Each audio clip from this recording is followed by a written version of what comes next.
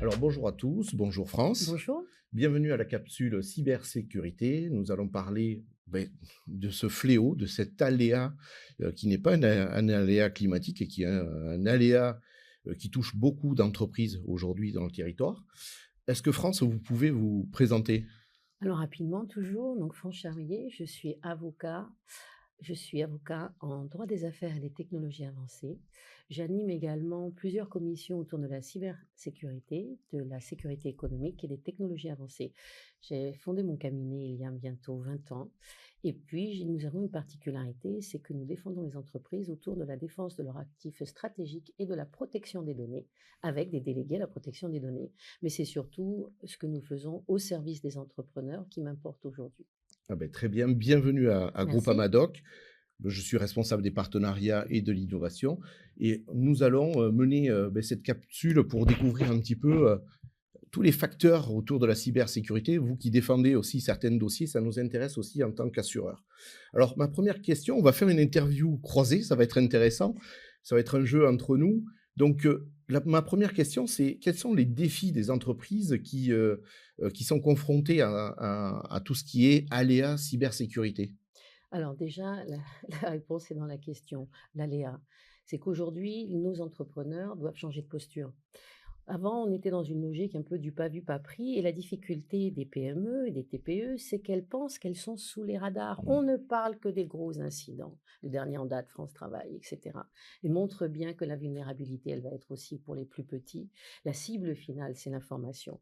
Donc aujourd'hui, c'est d'abord une nécessité de faire preuve de lucidité. Le constat, c'est que 34% des TPE et des PME sont les cibles privilégiées des hackers. Le deuxième constat, c'est qu'au niveau des sanctions de la CNIL, aujourd'hui, les 2 tiers des sanctions correspondent à des manquements en cybersécurité et que pour les violations de données, c'est 70%.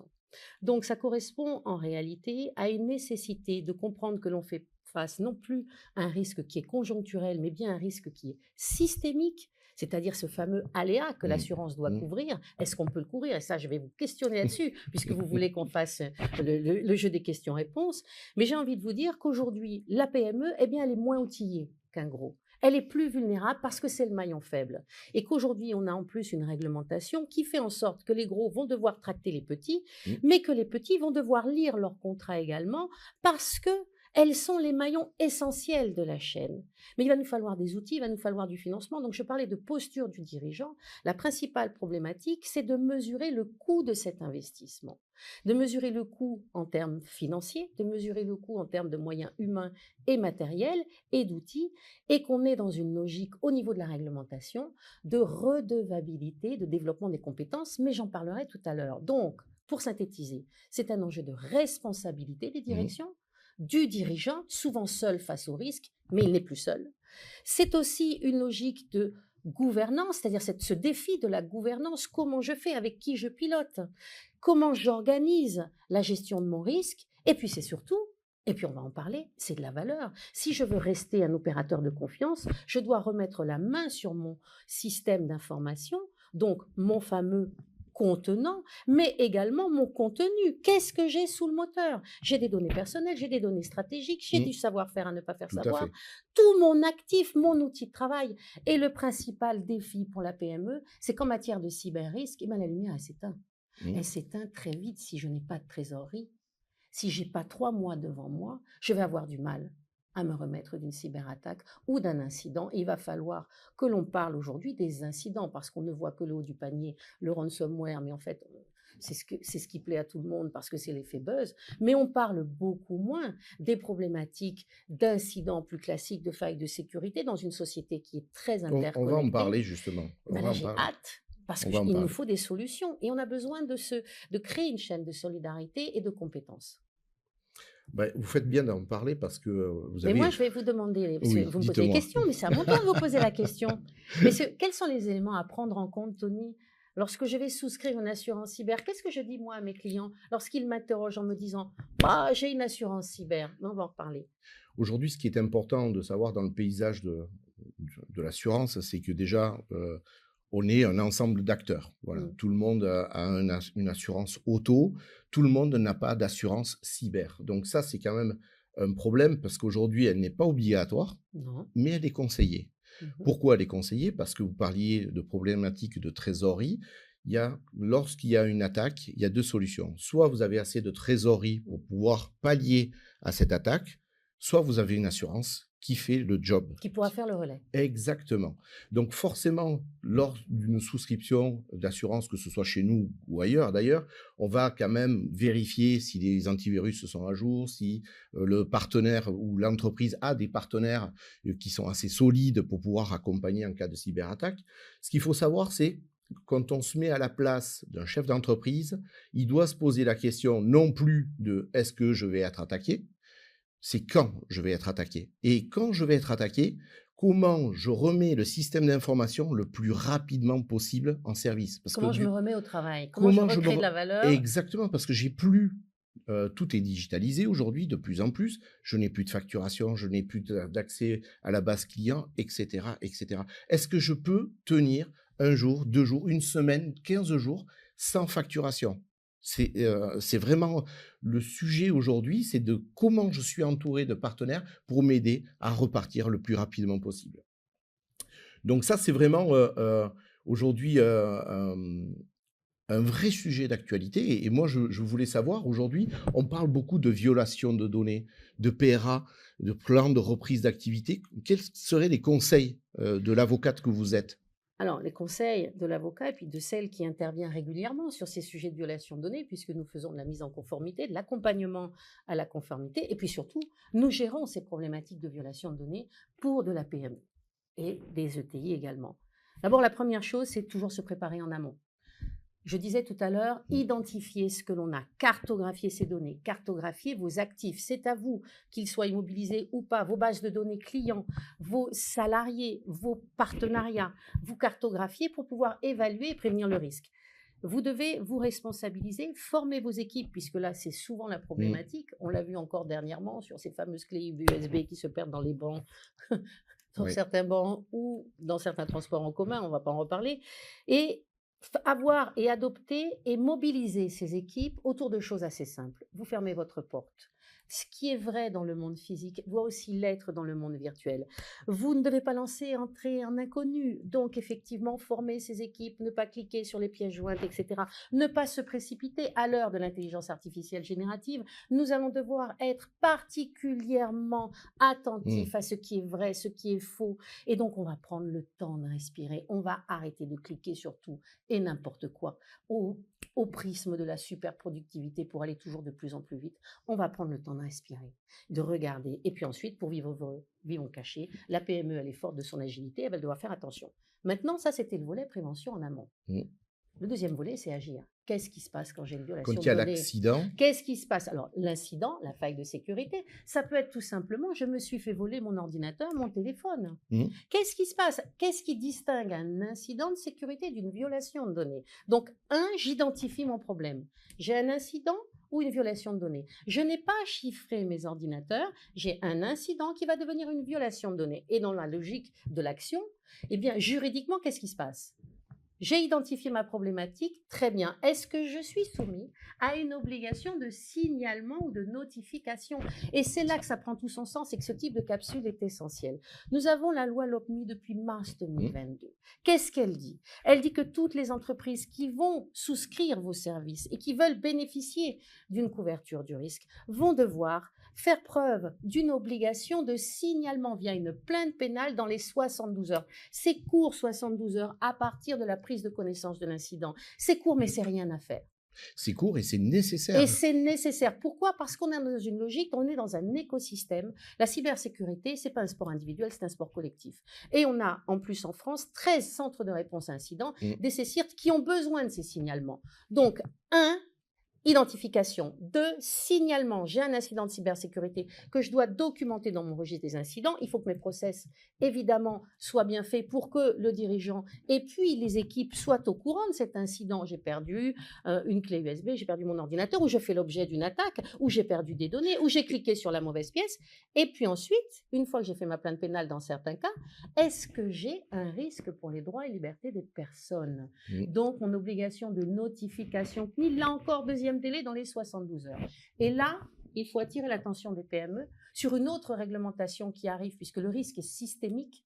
Ce sont deux réglementations, la NIS2 et DORA, pour les très gros, effectivement, les entités critiques, mais ça va toucher beaucoup de monde. Oui, parce Mais que ça va tirer ça va tirer, et tous puis les surtout, petites entreprises. toutes les petites entreprises. Mais qu'est-ce qu'ils vont faire, les plus gros? Ils vont essayer, et c'est normal, puisqu'ils ont la responsabilité, et c'est dans le texte, de vérifier la solidité, la robustesse de la chaîne d'approvisionnement de l'IT. Donc, il va y avoir dans les contrats des obligations qui vont être mises aux plus petits, celle d'être à l'état de l'art. Mais c'est quoi être à l'état de l'art en matière de technologie avancée ou de cybersécurité? Ça vous oblige à remettre la main sur votre patrimoine numérique. Ça vous oblige à vous connaître et à connaître là où vous avez des vulnérabilités. C'est ça l'action. Et puis ensuite, on a dit identifier, on a dit signalement, notification, double notification, avec des délais qui vont être de plus en plus courts, puisqu'avec la NIS 2, on est sur 24 heures.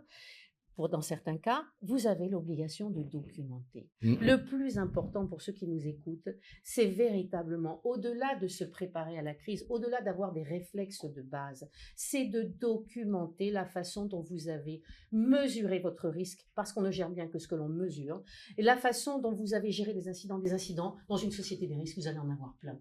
Donc, vous avez des registres des incidents, ça ne mord pas. Vous faites des fiches d'incidents et vous les documentez. Et puis enfin, une fois que vous avez documenté les mesures, je perds régulièrement des ordinateurs, etc. Mais je ne les ai toujours pas chiffrés. Là, ça ne va pas aller. 2/3 des sanctions aujourd'hui de la CNIL sont sur les mesures de sécurité.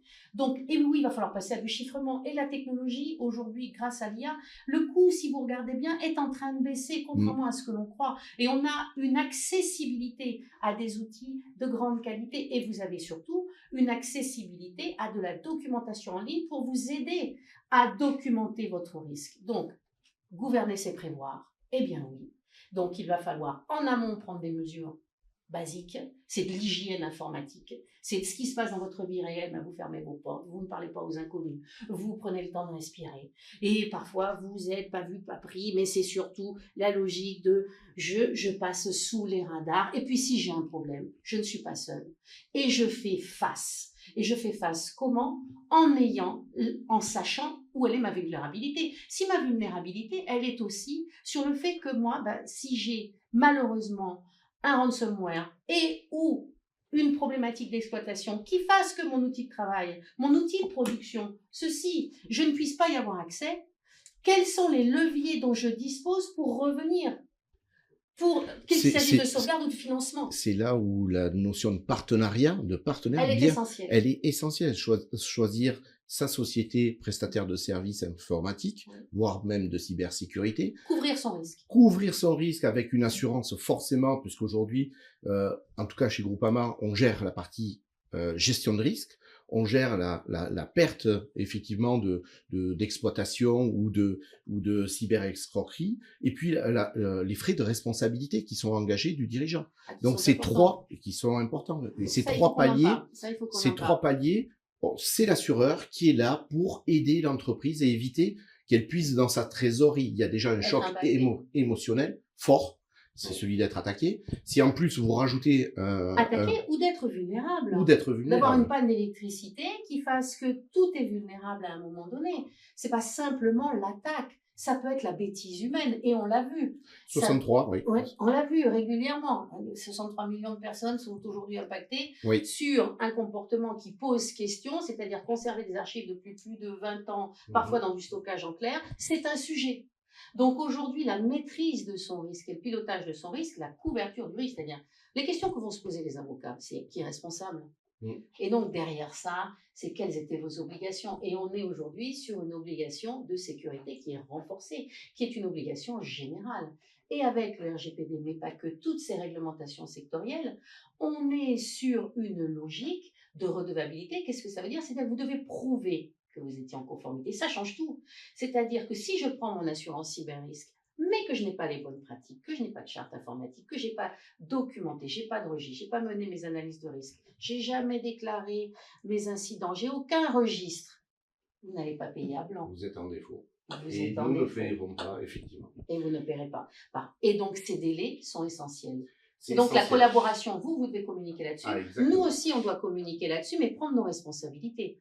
On en demande beaucoup à l'entrepreneur, certes, mais aujourd'hui, c'est de l'hygiène informatique. Oui. Parce qu'on est responsable si on est négligent, on est responsable si on n'a pas formé ses équipes. C'est pour ça qu'on vous a invité ce matin. Et merci d'être venu. Moi, je vous entendrai pendant des heures parce que vous maîtrisez. Il y a des sujets plus intéressants. Ce qui compte, ça va être de construire une vision. Exactement. Une vision data qui ait du sens humainement et techniquement. L'entreprise, elle est riche de ses hommes, de ses partenaires, de ses informations les plus sensibles, de son outil de travail et de cette envie d'aller travailler. Et donc, de ce capital confiance aussi qu'elle doit à ceux qui sont associés ou pas, à ceux qui lui ont prêté parfois de l'argent, à ses salariés aussi qui n'ont pas vocation à voir leurs données en clair, leurs arrêts maladie, leurs identifiants, ce qui est beau, et les actionnaires. Mais vous imaginez lorsque vous avez des données, alors quand il s'agit de données industrielles, etc., ce ne sont pas les données qui sont immuables. Par contre, quand vous avez en clair votre numéro de sécurité sociale, vos numéros de passeport, c'est compliqué parce que le risque, c'est l'usurpation d'identité, ce sont les faux prêts. Et vous mettez beaucoup de temps à remonter cela. Donc aujourd'hui, la société, elle doit être résiliente. L'organisation, publique ou privée, la PME, l'entreprise, le plus gros, le moyen, on se tient tous par la main. Et on doit être éthique et sûr dans notre environnement, dans notre code et dans nos relations avec les tiers et nos partenaires. Et ça passe par un travail de fond sur ce que vous nous avez présenté, c'est-à-dire la couverture du risque. Qui est responsable, c'est jamais simple. Qui paye, c'est important. Qui me permet de garder mes salariés, préserver mon petit travail, c'est essentiel.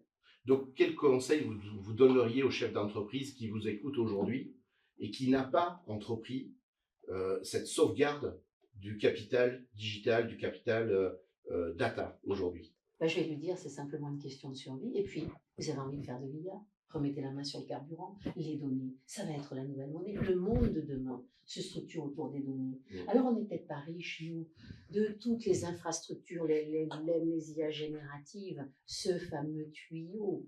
Mais peu importe, nous avons mieux que cela, nous avons le terreau fertile, nous avons les données, qu'il s'agisse de données personnelles ou de données industrielles ou de données financières. Nous avons ce capital-là dont nous sommes les gardiens responsables et que nous devons valoriser.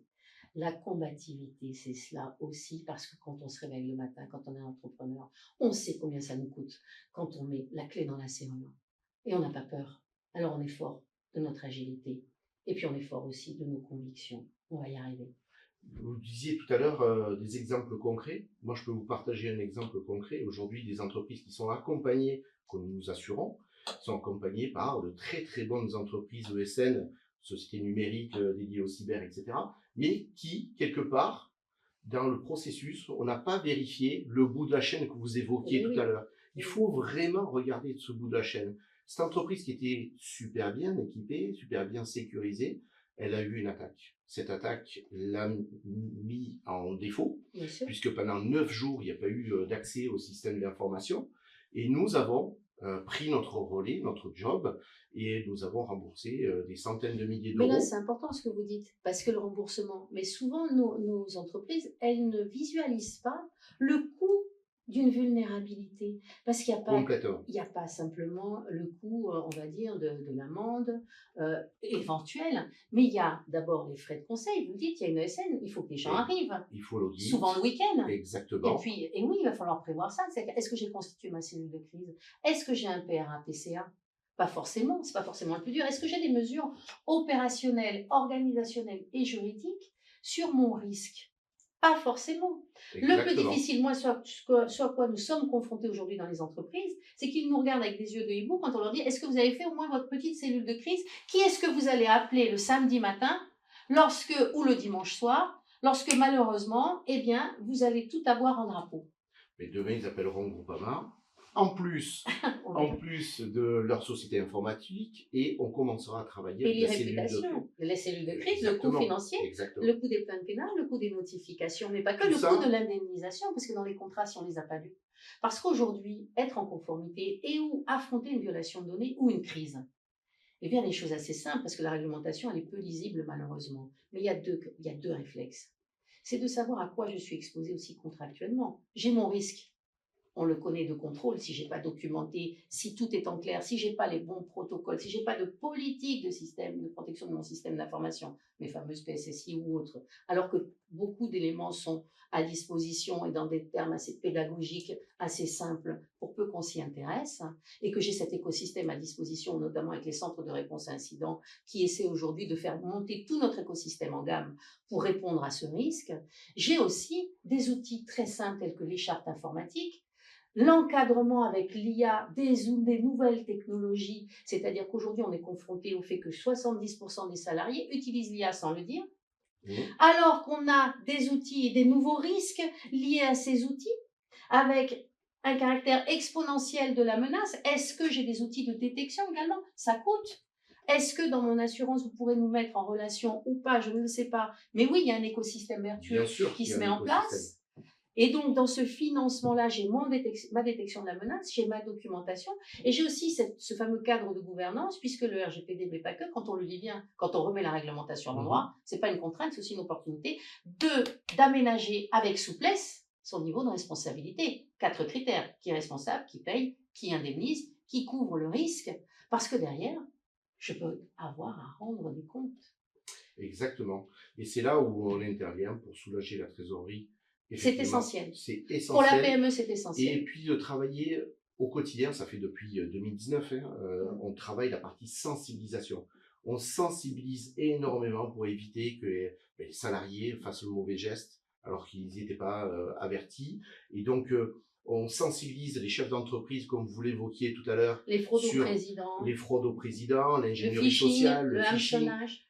Les fausses, le deepfake à l'heure actuelle, qui est aujourd'hui avec l'IA, c'est la banalisation du mal. C'est la facilité avec laquelle certains opérateurs, pas forcément, alors il y a les malveillants, il y a les étourdis, il y a ceux qui vont vouloir capter votre avantage concurrentiel, parce que vos données, c'est votre avantage concurrentiel, vos savoir-faire. Donc, il faut refermer. Et aujourd'hui, c'est pas une question de taille. Non, ni d'argent. Ni d'argent. C'est une question d'exploitation dans le dark web, dans les systèmes, de tout ce qui est monnayé en termes de data pour pouvoir usurper ou mettre à plat une entreprise. Mettre à plat. Quand vous voulez mettre à plat une entreprise, vous le pouvez.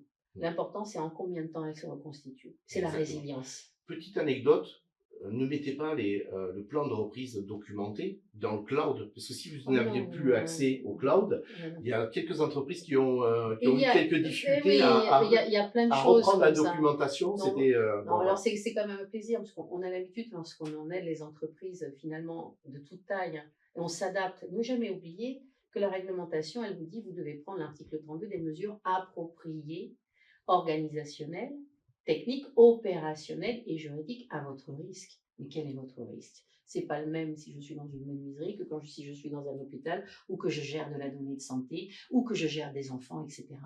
Donc, des adolescents avec une population vulnérable. Donc, cette mesure du risque, elle est essentielle. Et là, on a besoin de se faire accompagner. Ensuite, dans la documentation de ce risque, il y a des réflexes à avoir, et il y a des choses assez simples. Et ça, on l'a vu, une charte informatique, l'encadrement de l'usage des nouvelles technologies, dont notamment les IA génératives, les fameux chats, qu'il s'agisse du GPT, du Gemini, de copilote, on ne le déploie pas à toute vitesse sous la pression de la productivité, parce qu'on ne sait pas qui aura accès à des données confidentielles, et puis demain, l'ubérisation de votre propre modèle économique. Donc, redevenez maître de vos données, de vos data, et puis bâtissez sur le roc. J'ai une dernière question en France. Comment voyez-vous avec le système politique et l'environnement géopolitique même, comment voyez-vous l'avenir au niveau de la cybersécurité? Alors, pour les opérateurs de cybersécurité, je pense qu'on peut investir chez eux parce que c'est un bon investissement, si c'est la question cachée. La deuxième question, c'est que l'IA, elle apporte ce qu'il y a de pire, mais aussi ce qu'il y a de meilleur. Je n'ai jamais vu autant d'offres à des coûts très attractifs, accessibles à de la PME, à de la belle PME, selon ses problématiques, à des coûts maîtrisés. Donc aujourd'hui, finalement, j'ai envie de vous dire, on a peut-être l'occasion, moi je suis quelqu'un de très positif, un tant pis est toujours un tant mieux. C'est-à-dire qu'on a l'occasion de reprendre le contrôle. Et on a l'occasion, fort de notre ingénuité, de ne pas se faire écraser, mais celui de choisir le bon interlocuteur, le bon partenaire. Et là, on va prendre le temps. J'aime bien ça, c'est prendre le temps de travailler le sujet. Et de travailler ensemble. En tout cas, merci beaucoup France d'être venue sur cette capsule. Mais je vous remercie. Et je vous dis à très très vite sur le terrain. À très bientôt. Au revoir. Merci.